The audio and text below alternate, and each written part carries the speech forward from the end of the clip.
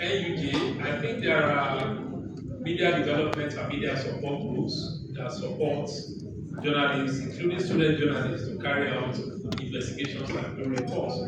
Wole Soyinka Center, CJID, ICIR, and a number of them, so you can contact them. Well, on the question of NUJ, a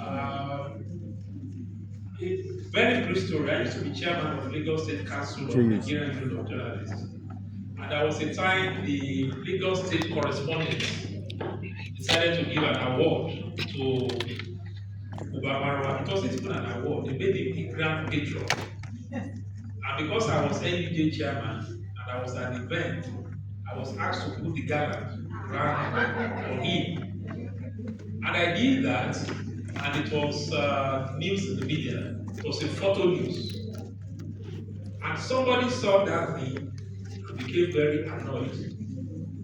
He enlarged that photograph, created a portrait out of it, and put it in front of his chambers, and put something, Haba, Nigerian radicals. Larry Arubudade vowed himself to a military dictator. That person was Kanihawe. And he didn't speak to me for almost 2 months. Until I had to go and explain to him and say, first, I didn't give any award to Marwa, I didn't make him a patron. It's just because I was chairman and he does, I got me. And it took a long time. I said that just to portray the point that NUJ should stop giving awards. They just have to stop. Now what should stop. For media houses, I probably won't advocate that. What I would say for media houses is that even where we want to recognize people for excellence and so on, can we try to wait till they leave office before we do that? We can do for other industries, but it's a conversation we need to have. But because of the strategic position of NUJ as an umbrella media professional body, I think that they should stick to the side of professionalism and save the industry the embarrassment of even giving an award to a governor that closed down a radio station. You can't just defend this. On the issue that our prof raised here about what to do about information traffickers, I believe maybe we need to take our case to United Nations that created the phenomenon of citizen journalism or citizen journalists. I think that has created a problem for us. Maybe we can do advocacy and let them drop that terminology. I personally don't believe in citizen journalism or whatever, but just that there are no citizen lawyers, there are no citizen doctors. Why should you have a citizen journalist?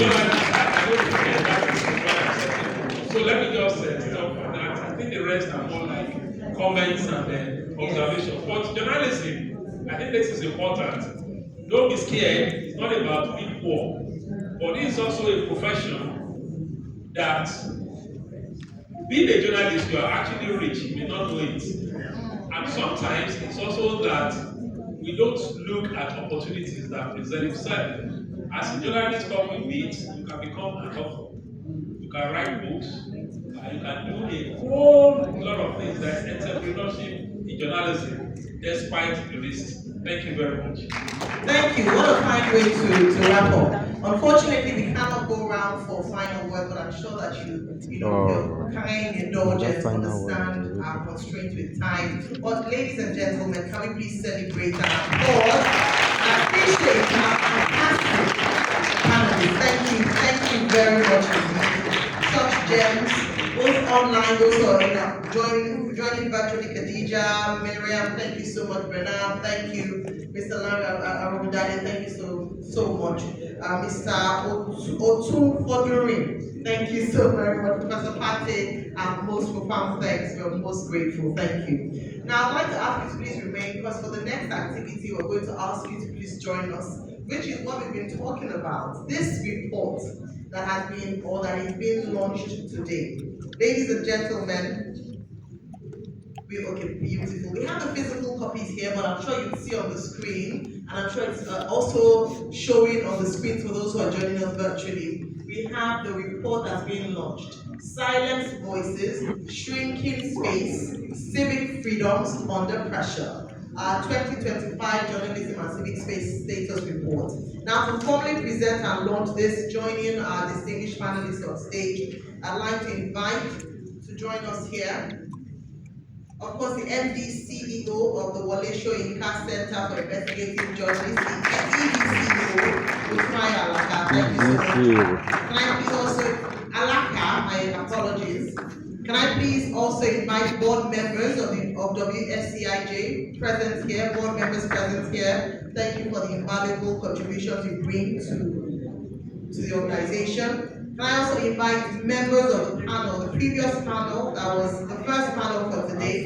I understand that Madam Juliana Francis is still here. Please join us on stage. We'd love to have you back here to join us. Yeah, thank you so much. And also for professors, members of if you have academics in the hall, Professor Ralph Akinfileyin, please kindly join us here on stage, please. Can I please have Professor Jide Jimo as well join us?